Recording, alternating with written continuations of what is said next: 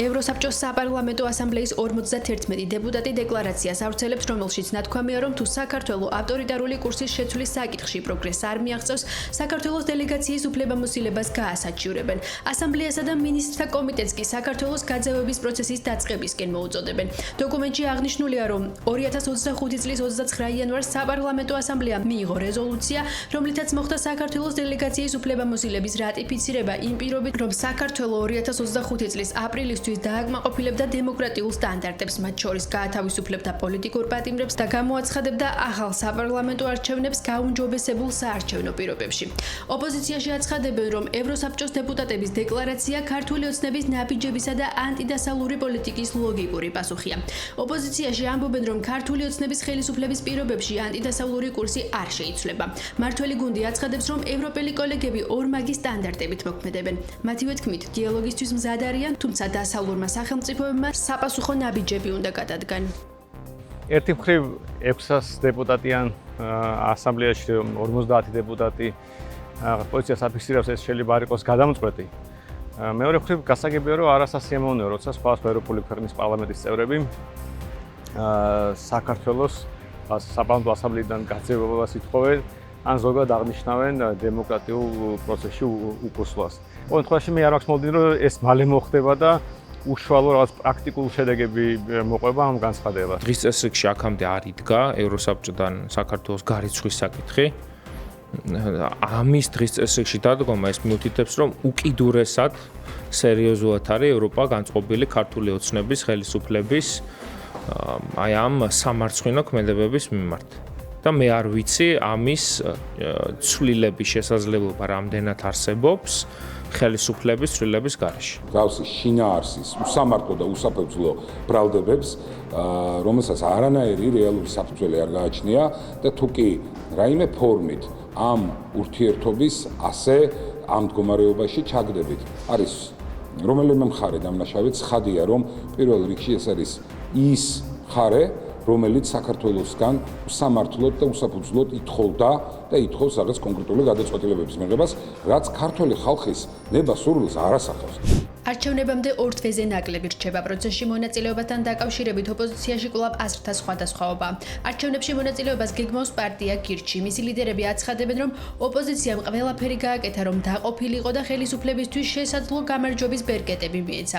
გირჩის ლიდერების თქმით, თუ დისკუსიები არ გაიხსნება, ოპოზიცია შანსებს სრულად დაკარგავს. პარალელურად პროცესში გაერთიანებული ძალებით მონაწილეობას აპირებენ პარტიები გახარია საქართველოსთვის და ლელო ძლიერი საქართველოსთვისაც. ოპოზიციის ნაწილი კი კვლავ ბოიკოტში რჩება. ნაციონალურ მოძრაობაში არჩევნებს სპეცოპერაციას უწოდებენ და აცხადებენ, რომ წინასწარ წაგებულ თამაშში შესვლას არ აპირებენ. ოპოზიციონერი ლიდერების თქმით, პოლიტპატიმრების გათავისუფლებისა და ხელახალი საპარლამენტო არჩევნების ჩატარების მოთხოვნები უცვლელი რჩება.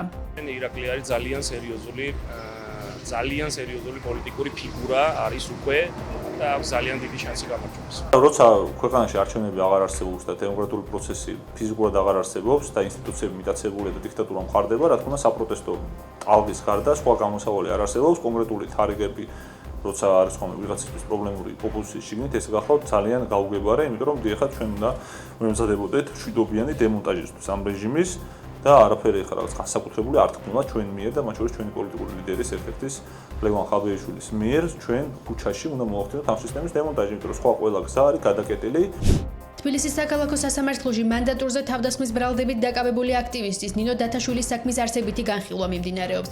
დათაშვილი ბრალს არ აღიარებს და აცხადებს, რომ ის პოლიტიკური ნიშნითაა დაკავებული. ცნობისთვის ნინო დათაშვილი თბილისის საქალაქო სასამართლოში 9 ივნის მომხდარი ფაქტის გამო 20 ივნის დააკავეს. მას ბრალდება საქართველოს სისხლის სამართლის კოდექსის 353 მუხლის მესამე ნაწილით წარედგინა, რაც საჯარო მოსამსახურეზე თავდასხმას მის მიერ სამსახურეობრივი მოვალეობის შესრულების დროს გულისხმობს. აღნიშნული სასჯელის სახით და ზომად ჯარიმას ან 4-დან 7 წლამდე თავისუფლების აღკვეთას ითვალისწინებს. ქვემო ქართლის პოლიციამ ჯგუფურად ჩადენილი ძალადობისა და თავისუფლების უკანონო აღკვეთის ფაქტზე 3 პირი დააკავა.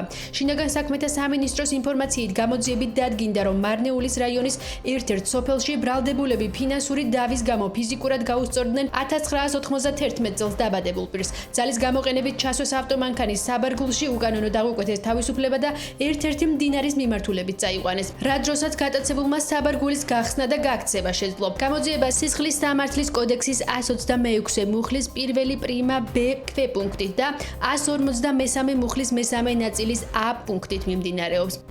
რუსებმა 21 აგვისტოს ღამეს უკრაინაზე დრონებითა და რაკეტებით მასიური შეტევა განახორციელეს. ქვეყნის უმეტეს ტერიტორიაზე საჰაერო განგაში იყო გამოცხადებული. თავდასხმის შედეგად ზაკარპატიის ოლქის ქალაქ მუკაჩოვში 12 ადამიანი დაშავდა.